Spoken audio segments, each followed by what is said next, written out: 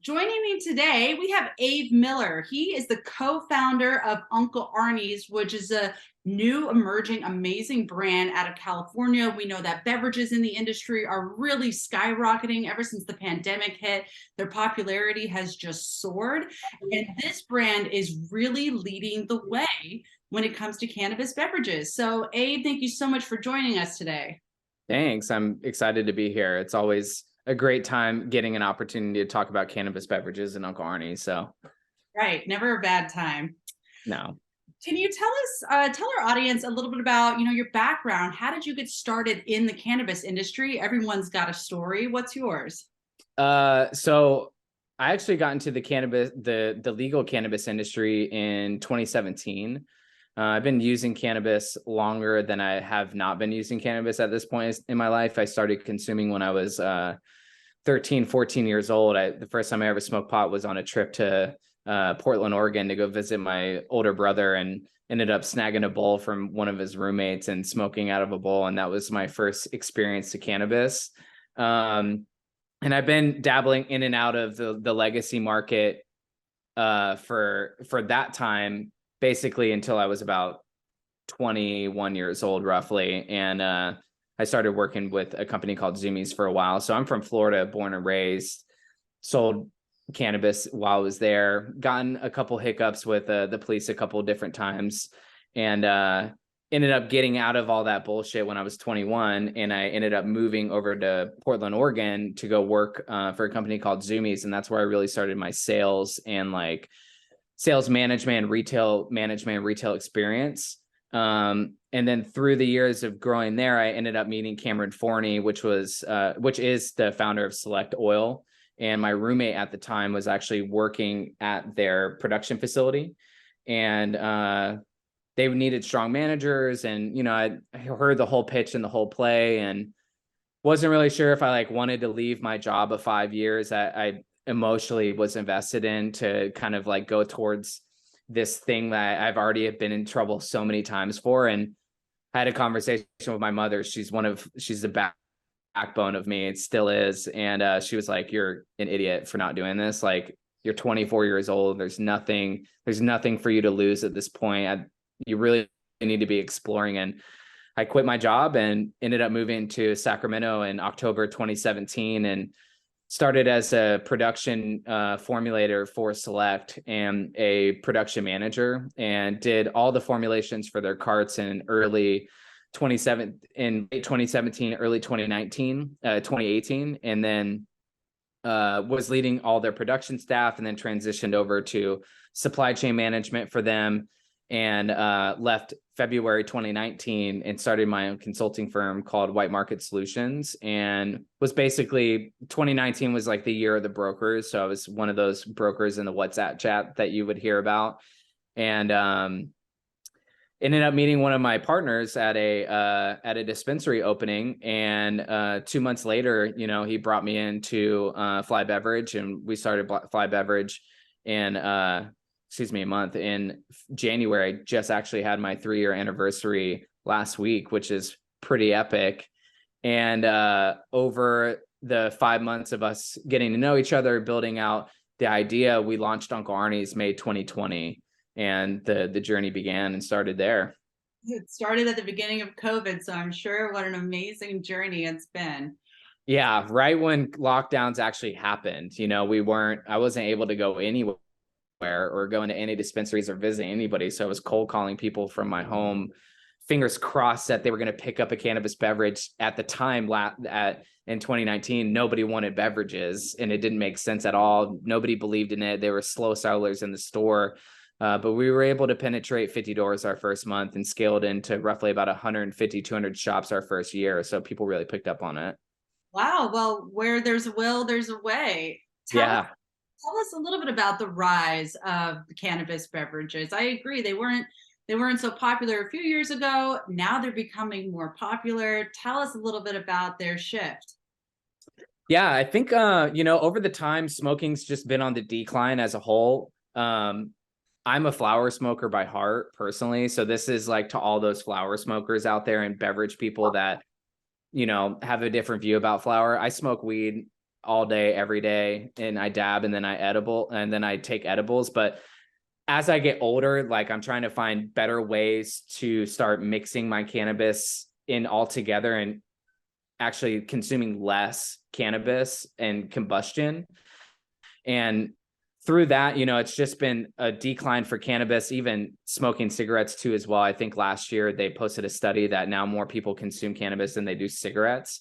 And the stigma around it too, as well, is still there. So I think, between those people that are more health conscious over the last 3 years have been picking up more on cannabis beverages and eating edibles as a whole.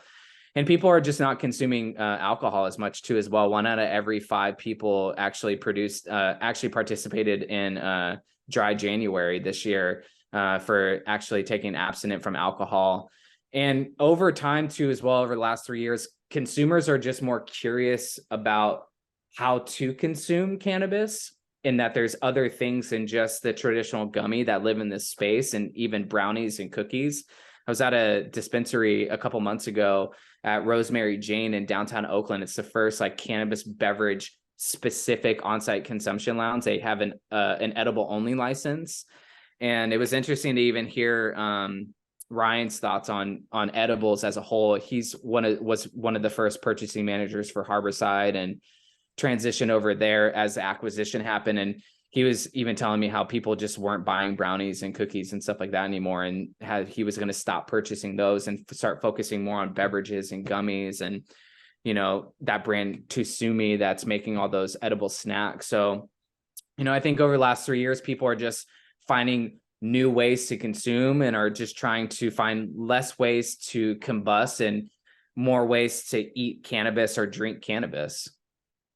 Absolutely. I agree. Through the pandemic, other forms of consumption outside of smoking cannabis, such as edibles and beverages, have risen nearly 33%. So, the numbers don't lie. We're able to see the popularity. I love the idea of, instead of an alcohol bar, a cannabis bar. I think that is great. And especially, like you mentioned, dry January. How many more people might take that leap if there was something else that they could socially engage with, because alcohol is around everywhere, and you almost don't even notice it till you try to clear it out. And, you're like, oh, I want to go out. What can I do? Cannabis can be a great solution for them. That, and what's even, we've been expanding a lot more into other markets over the last 4 months, and I've been visiting a lot more new emerging markets, which is, I think, probably the most interesting thing. In December, I was in Michigan, and we were getting introduced to our new partners out there, and it was 32 degrees outside. And they gave me a ton of flower to smoke. And the only thing I could think about was, I wish I had an Uncle Arnie's, because I was outside of the hotel like this the entire time, like trying to suck the joint down. And it was so cold that I didn't even feel like I was getting high. Like the experience of it wasn't what I want. So I think even in those new emerging markets that are becoming legal, like more people are going to be switching to edible consumption or finding other ways to dabble and mix how they consume cannabis because of it being cold outside, may it be weather related, or even just not wanting to smoke inside their house, and finding like easier ways for them to be able to consume. And even for the new consumers too, my mom's 64 years old this year, and we smoked pot a couple times before. When I turned 18, we smoked a good old blunt together. And when she lives in Maryland, and when we started Uncle Arnie's, her mind exploded because she loves drinking. Like, she's a tequila girl. Thankfully she slowed down. She's transitioned to wine, something that's a little less harder, but is like waiting for the day that cannabis beverages are going to be there, because she doesn't want to smoke and she wants to dabble in cannabis. And for the new consumer, like drinking it and eating it is way easier for them to be able to comprehend that and actually try it, And I think more people just want to find ways to dabble it in. I'm a big guy that like wants to smoke a joint as soon as I'm done with the gym, but usually I'm like going immediately home and trying to make dinner. And I can't tell you, and I'm sure you experience this, it's very hard to cook with two hands and have a joint in your mouth with the smoke going into your eyeball. Now I just mix up a mocktail with 20 milligrams. So I know by the time I'm done with dinner, which takes like, 30 to 40 minutes to cook. And when I'm eating my dinner, I'm finishing up my my beverage. And by that time, I'm already feeling it. So when I'm done eating and ready to like watch a movie or get into the next TV show I'm watching, now I can roll a joint, but I'm already high. So now I don't have to smoke 5 joints. I can only smoke 1. And I'm already stoned beforehand. I can absolutely understand and relate to that. That is well said.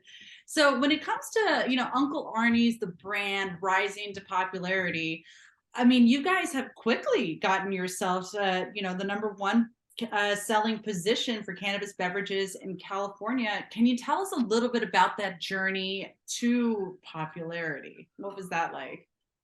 Yeah. So really when we started in the rise, when the idea of Arnie's was already conceptualized when I came on board. Like there was light branding and an idea about what it was. But we interviewed about 150 different buyers. I'm like trying to think about which part should I actually go into, because there's so many exciting ways that this happened. But when we first started, I interviewed about 150 different buyers. And at the time we were co-owned by Space Station Manufacturing, which is Mammoth Distribution's manufacturing facility now. We split ways back, not last May, but the May before that. And we were producing all the beverages. Like we produced Can. I helped Luke and them oversee some of their revenue operations when they started. We were producing Paps and St. Ides. We were doing Kenny's drinks with cannabis quenchers. We saw K's in and S shots coming out. And as we were making some of those beverage drinks, we just went out to dispensaries and interviewed buyers and said, listen, like drinks are coming. You don't have a choice. You don't have a choice to not buy this product or not. There's going to be, 50 companies depending on their livelihood for you picking up their drink. So it's happening, but you have an opportunity now to tell us what will work and what is going to make sense for you to want to buy beverages and also to scale. And what they said was almost 100% of everybody said it needs to be $10. Edibles are too expensive. The drinks need to taste good and they need to hit, because everything was in plastic at the time. And obviously now more education is out there and people understand that nanoemulsion, it gets eaten inside the BPA linerings on the inside of plastic in can aluminum. And it needs to just be good branding, and it needs to be something that people can fit with. So we already had Uncle Arnie's. It was a fun tie-dye idea, and people kind of understood and just kind of got behind like the very like Santa Cruz style that you see art. And it was very legacy related to just what California has been repping since the 70s. And we made it $10 and we made sure that the drink tastes good and it got you high as hell. So from there, we launched the brand, and it was in the middle of COVID. And literally I was calling people like nobody's business, just trying to get anybody to purchase our product. And we formed a partnership with Mainstage. We launched in SAC, and SAC arguably is one of the most legacy markets in cannabis. It's one of the toughest markets to enter. The cost competitiveness for pricing has been completely compressed. Everything's ultra cheap here in Modesto. And we were able to scale with the partners that we had there, and it really just took off because of the $10. And over the last 3 years, the idea of low dose beverages really put us in a great position to be a thriving high dose brand, because everybody from the investor side and everybody from the back end side, not the people actually consuming and the real people in the field, were drinking the juice of low dose beverages. Though I think that there's a place for them, and I think that there's a time, and I think that there are consumers for that. But people were neglecting the 70+% of the majority of the market and not making products for them. Everybody was just putting dog shit ingredients into a drink and then selling it for $20, and people could understand the gimmick. And 3 years ago, people were still buying edibles on the illic market, which they still do, but more people are consuming and purchasing in stores now. So I think a combination of like drinking that, a lot of people drinking the juice from the investor side, and the numbers starting to actually show over the last 3 years is what has kind of scaled us into the story and into where we're at right now. You know, people were just buying it more and more and more. People 3 years ago didn't even know what Uncle Arnie's was. Everybody just said the tie-dye drink. And because of that, we've been able to capture a lot of the market share. And now we launched additionally 7 other beverages from our single drink, because we only had one drink for the first year and a half that we started, and we were the #1 most sold beverage product.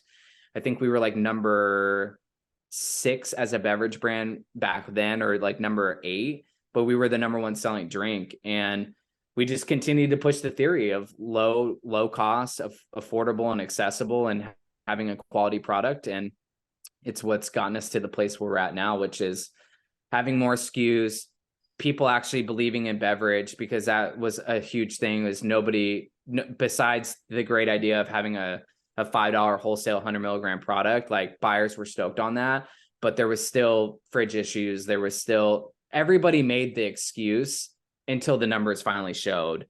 And when customers were coming in and buying cases, Vibe by California put a 2 bottle per person limit on our product the first 2 months that we launched, because they were selling so fast and selling so much that the bags were breaking, and we had to create 4-pack solutions and all this different kind of stuff around that.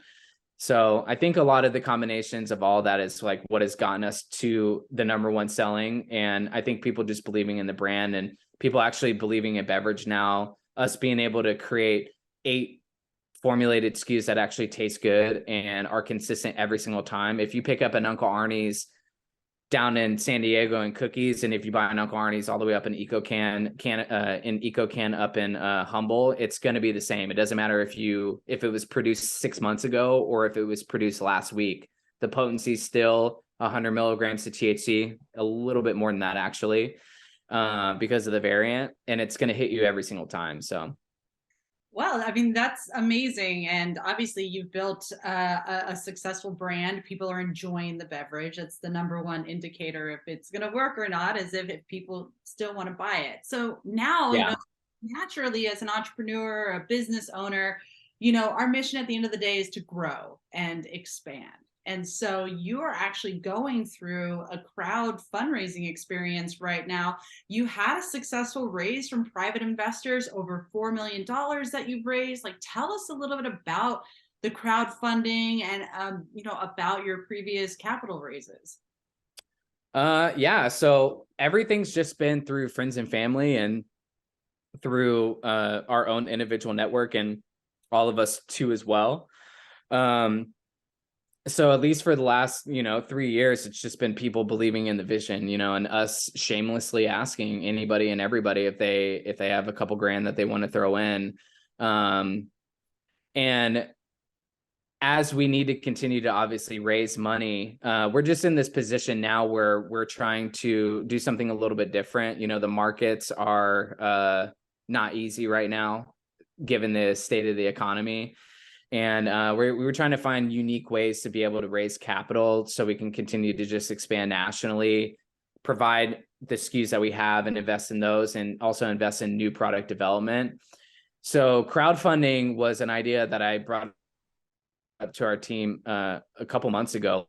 I want to say back last March, when we were continuing to raise, and it just seemed like a good idea. We were already doing crowdfunding campaigns actually in another country, because my business partners, some of them live in Tel Aviv, Israel. And we did a couple of crowdfunding campaigns through there, super successful. And it just felt like it was the right fit for here. The only question is like, could we get a crowdfunding campaign platform to approve us? Because it's basically next to impossible for cannabis brands. It's why you haven't seen very many people do it. And it just fit along with the ethos. Like, we're a brand that's about the people. We have a super loyal customer base, a cult-like following. We're approachable, we're accessible, and the brand is iconic. And because of our approach of being about the people, we wanted to give our actual consumers the first time to be able to invest in our brand and to take it home, versus, taking an investment from one of these bigger companies that we have already had offers for.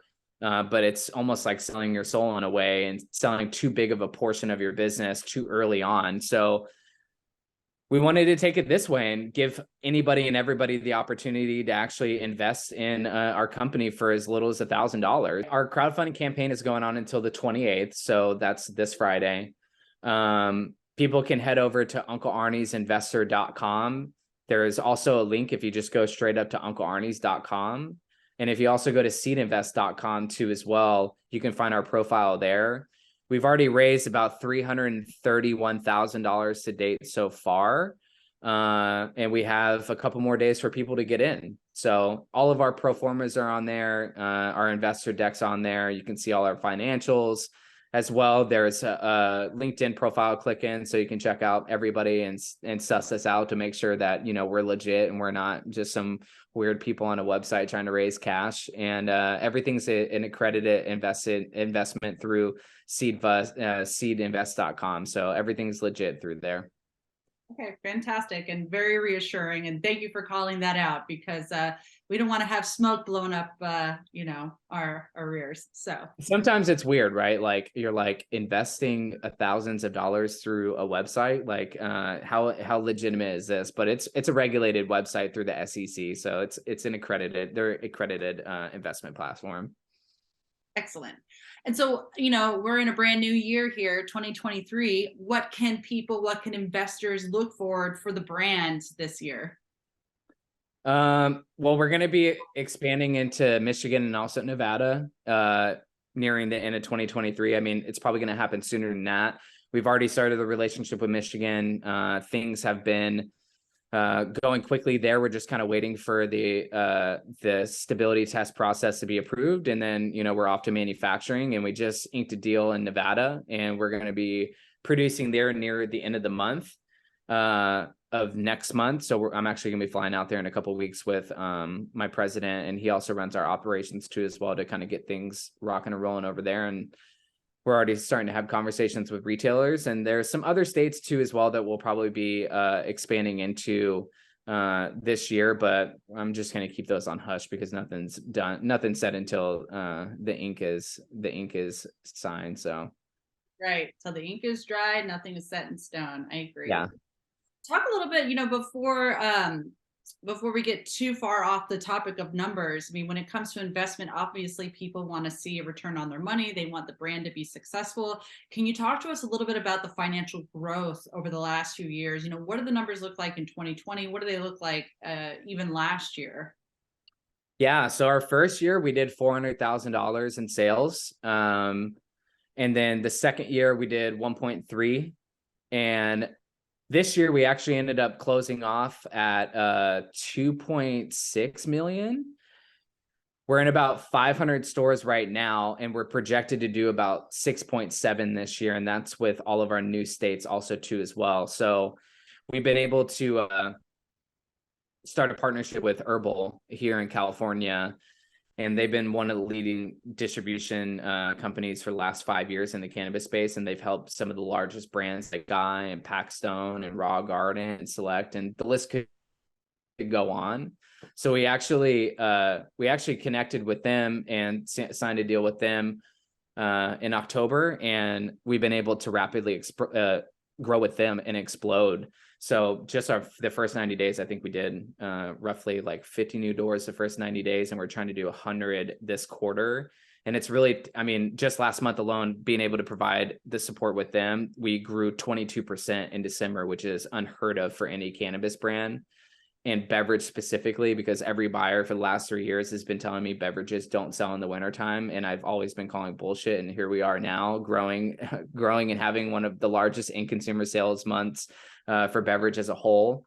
So we're looking to do 6.7 this year. And that's also contributing with a lot of our new partners too, as well, that we started with, like Nimble Distribution in Oregon. They're one of the more legacy distributors in Oregon, partnering with Highway Horticulture in Michigan and with our partners in Nevada. So identifying those opportunities. And we're also going to continue to expand the dosage and also just different flavors for Uncle Arnie's. Fantastic. You're in growth mode, you're in go mode. And that, I mean, that is exactly what investors want to hear. That's exactly what, you know, your friends and your community wants to hear. We in the cannabis community, we love these success stories. You know, they started in one city, one state. Now they're going across. So they're like a multi-state operator almost, except you're not a Yeah, you're a successful company product line. So time that's to expand. yeah, that's amazing. Congratulations to you guys. Now, I definitely want to leave our viewers with some information. So if you could just tell everyone, you know, your website, maybe your social platforms, maybe give some more information about the hyperlink to Seed Invest, anything that you could leave readers with to go find you guys and to really just get the maximum discovery. Yeah. So you can head over to unclearnies.com. That's probably one of the best landing pages for you to go to. Also, unclearniesinvestor.com. If you go to unclearniesinvestor.com, there's a bunch of high level stuff about the company. So there's click in links for hyperlinks for all of our LinkedIn's.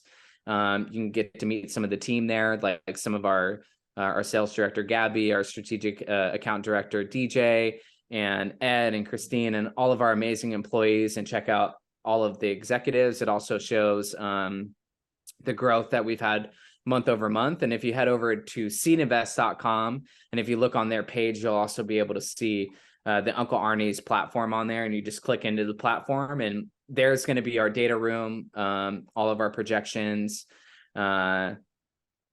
our investor pitch deck, and a little bit about Uncle Arnie's, and we're answering questions live there too as well. And if you go to unclearniesinvestor.com, you can also type in your information for one of us to give you a call, and we'll have a personal one-on-one call with you guys to answer any questions that you have. That's what I was doing previously before we got on the call. I was giving a bunch of people a call and had a lot of really great conversations. So the time is now, and more so than anything, you know, it's very rare that people get the opportunity to invest in a private company. I mean, I would have been itching at the opportunity to invest in Stizzy 5 years ago. If they would have had an opportunity like this, I would have probably been really irresponsible with my money and threw all of it at that.